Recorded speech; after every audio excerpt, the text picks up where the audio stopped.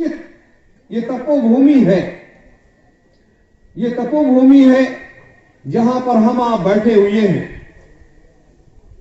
और सृष्टि की संरचना होने के बाद बहुत से लोग आज मनु और शत्रुपा को गलत शब्दों का प्रयोग करते हैं। मनु और शत्रुपा को यह जिम्मेदारी दी गई कि ये जो सृष्टि की सारी संरचना की गई है, जीवों को उतारा गया है, इनके लिए आप क्या करेंगे? इनके सारे कार्य विभाग को इनको समझाइए और ये सारे व्यवस्थाओं का संचालन करने का आपका काम है। मेरे धर्म प्रेमी गुरु भाई बहनों, मनु और शत्रुपा ने यहां बैठ करके कठोर साधना किया। कठोर तप करने के बाद तब उन्होंने इस सृष्टि के विधान को, इस मृतलोक में मनुष्य कैसे रहेगा, कैसे एक दूसरे का अनुसरण करेगा, उसकी मान मर्यादा क्या होगी, उसकी व्यवस्था क्या होगी, उन्होंने उसको तैयार करना शुरू किया और उसे लागू करना शुरू किया। तो मृतलोक में जितने भी मनुष्य के रूप में, किसी भी धर्म में, किसी भी पंथ में, किसी भी मतांतर में मनुष्य के रूप में जितने भी जीव इस मृतलोक में हैं, वो सारे लोग मनु शत्रुपा के संतान हैं। सभी के अंदर मनु शत्रुपा का खून दौड़ रहा है। ये कट शक्ति है और इस कट शक्ति को झुकलाने के लिए नए नए पंथ बन गए, नए नए धर्म बने, जिन्होंने हर संभव प्रयास किया तोड़ने के लिए। लेकिन उस सत्य को आप तोड़ नहीं सकते। इसलिए नहीं तोड़ सकते कि यथार्थ यही है कि आपके रगों में मनु और शत्रुपा का खून दौड़ रहा है, इसलिए आप उसे झुटला नहीं सकते। तीसरी चीज, जब ब्रह्मा विष्णु महेश भगवान निरंजन का, सभी का 16 मानस पुत्रों का, उनका कार्य विभाग सबका बढ़ गया, तो भगवान निरंजन को काल भगवान कहा जाता है। लेकिन उन्होंने उस जिम्मेदारी को नहीं संभाला, क्योंकि उनके अंदर आद्या महाशक्ति का दिया हुआ वो श्राप, एक पिता के, अपने परम पिता के दर्शन करने की एक ललक उनके अंदर हिलोरे मारने लगी कि जब तक मैं अपने परम पिता का दर्शन नहीं कर लूंगा, तब तक मैं यहां पर अपनी जिम्मेदारी को नहीं संभालूंगा।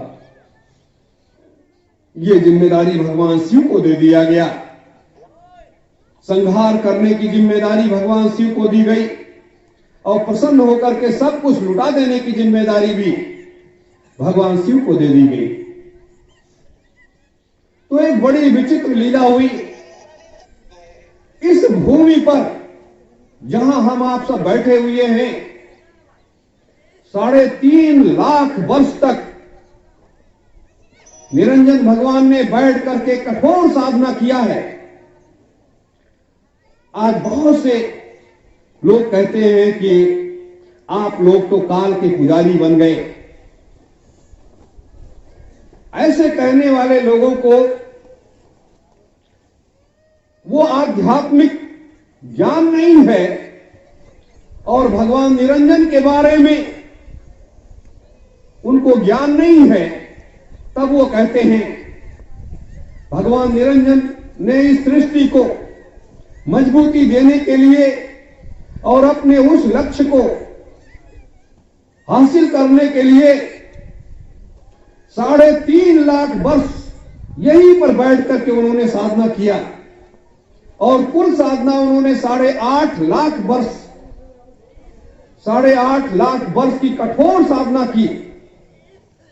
आज 8.5 लाख वर्ष की साधना करने वाला कोई भी संत महात्मा कोई भी ऋषि मुनि यति जति कहीं भी क्या मौजूद है? क्या इस दुनिया की व्यवस्था को बदल सकता है?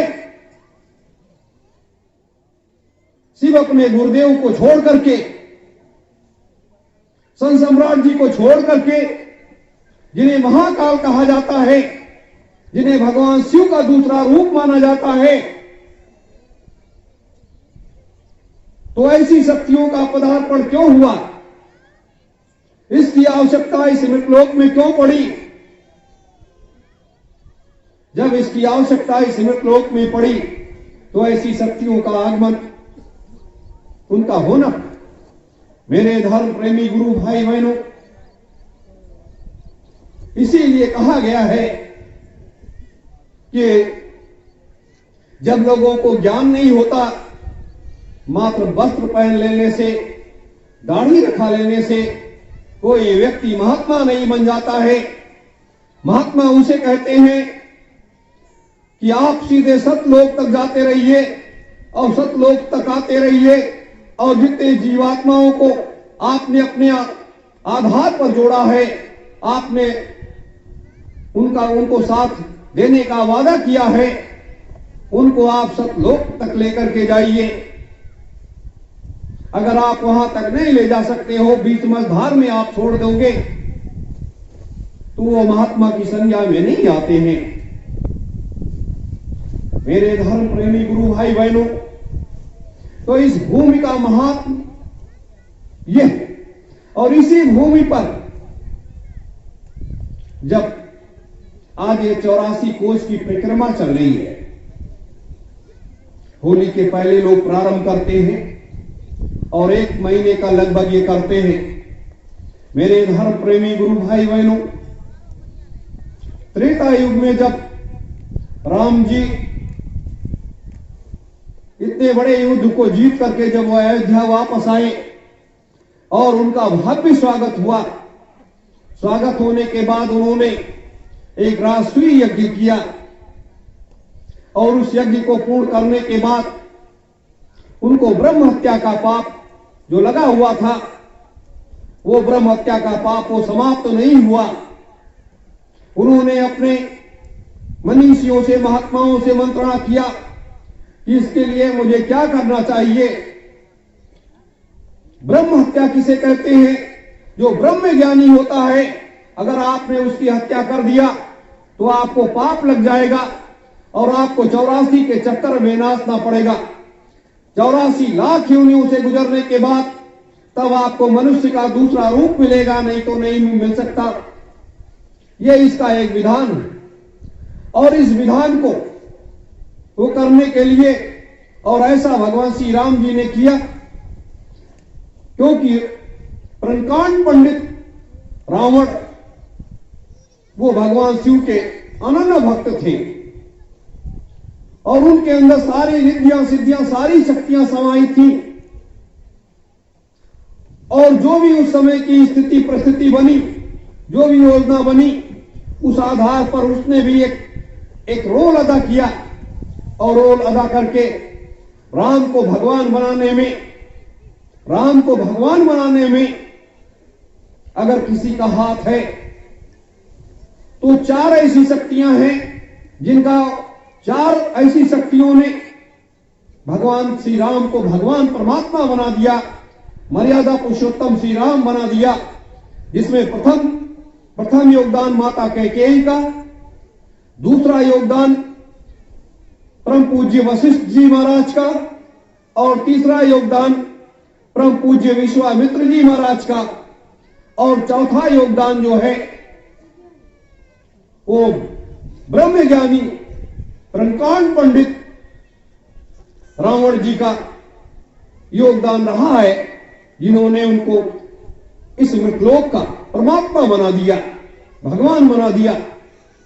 लेकिन ये सारी लड़ाई जीत करके आने के बाद, सारा कार्य पूर्ण करने के बाद, जब महात्माओं से विचार किया कि इससे मुक्ति कैसे मिलेगी, मैं तो इस नियम का उल्लंघन कर नहीं सकता, मुझे भी 84 लाख योनियों से गुजरना पड़ेगा, तब जाकर के कभी भी इस मनुष्य के रूप में मृतलोक में दोबारा आने का मौका मिलेगा।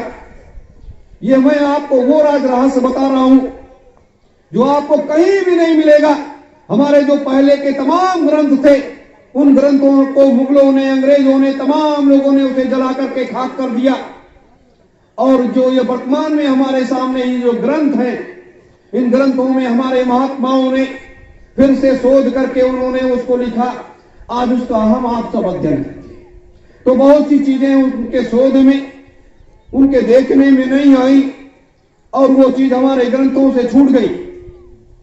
मेरे धर्म प्रेमी गुरु भाई बहनों, तो ऐसे समय में, ऐसे दौर में जब ये सारी व्यवस्था हुई, व्यवस्था होने के बाद उस समय वशिष्ठ जी महाराज ने और दुर्वासा जी महाराज ने एक प्रस्ताव रखा कि जो भूमि नैमिषारण्य की है, इसको पहले निमिषा कहते थे, निमिषा की जो भूमि जब इस सृष्टि का संरचना करने के पहले जो निर्धारित की गई थी कि अगर वहां कोई बड़े से बड़ा पाप हो जाए तो भी वहां जाने के बाद उस व्यक्ति का उद्धार हो जाएगा और वो तीनों लोकों में उस भूमि का एक महात्मा है और तीनों लोकों के लिए वो भूमि सुरक्षित कर ली गई है।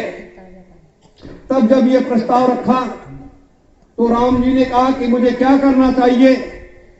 दुर्वासा जी ने कहा कि प्रभु, वहां पर आपको 1 महीने का लगभग यज्ञ करना चाहिए और एक 84 कोस में एक परिक्रमा करनी चाहिए, क्योंकि उस समय 84 कोस का इसका एक अलग विधान था कि 84 कोस घूमने के बाद 84 लाख योनियों से, जो हमें 84 लाख योनियों से गुजरना पड़ेगा, उससे मुक्ति मिल जाएगी और आप यज्ञ करके और उसका वहां पर उसका समापन कर देंगे तो आपको किसी प्रकार का कोई कष्ट नहीं होगा।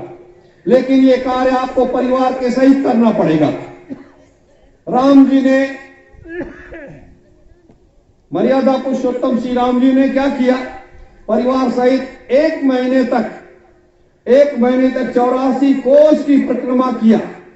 84 कोस की परिक्रमा करने के बाद पैदल, यह नहीं कि घोड़े से, रथ से उन्होंने किया, पैदल घूमने के बाद 1 महीने के बाद यहां पूरी तैयारी हो रही थी।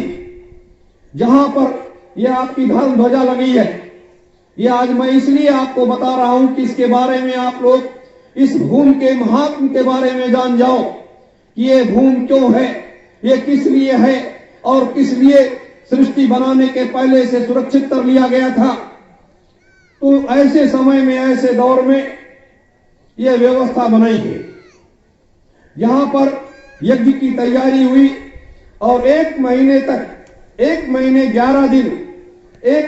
11 दिन तक वहीं से एक का विधान, एक का महात्म निकला।